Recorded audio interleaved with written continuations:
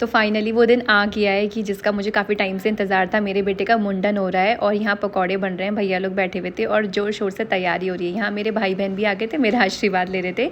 इसी के साथ पूजा की चौकी भी लग के तैयार हो गई थी। आसपास के लोग, हमारे रिलेटिव्स भी आ गए थे और बस हम लोग पूजा में बैठ गए थे। और आपको पता है मुंडन से पहले शाम के टाइम पर सत्यनारायण की कथा होना बहुत शुभ माना जाता है और ये ज़रूरी होती है। और इसी टाइम पे ना बच्चे के जो बाल होते हैं वो न्यूते जाते हैं।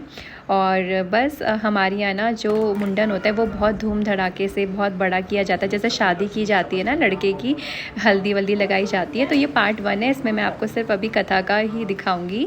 इसी के साथ हम लोग पूजा में बैठे हुए थे, पंडित जी टीका वीका हम लोगों को लगा रहे थे। और सबसे शॉकिंग चीज़ थी, मेरा बेटा बड़े आराम से बैठा हुआ था और सारी चीज़ें टीका लगवा रहा था, हाथ में उसने कलावा भी बनवा दिया था क्योंकि रीज़न था उसके मौसी और मामा।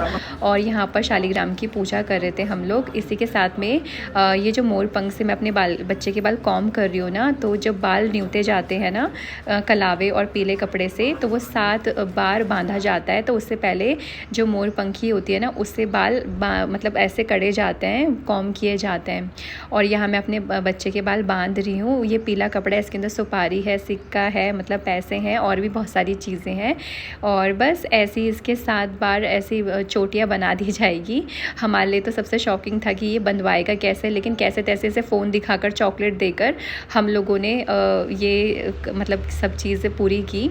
और इसके बाद ये पीला कपड़ा बांधना बहुत ज़रूरी होता है, इससे जो बच्चे का सर है ना वो कवर हो जाता है। तो उसने ये भी बहुत आसानी से करवा दिया था और बड़े प्यार से बैठा हुआ था क्योंकि उसके हाथ में चॉकलेट थी और फ़ोन था। और आजकल के बच्चे हम कितना भी अवॉइड करें ना, उन्हें ना दे, बट देना पड़ता है, क्या करें, मजबूरी हो जाती है। इसी के साथ में हमारी जो आरती है वो भी हम लोगों की यहाँ पर हो गई थी।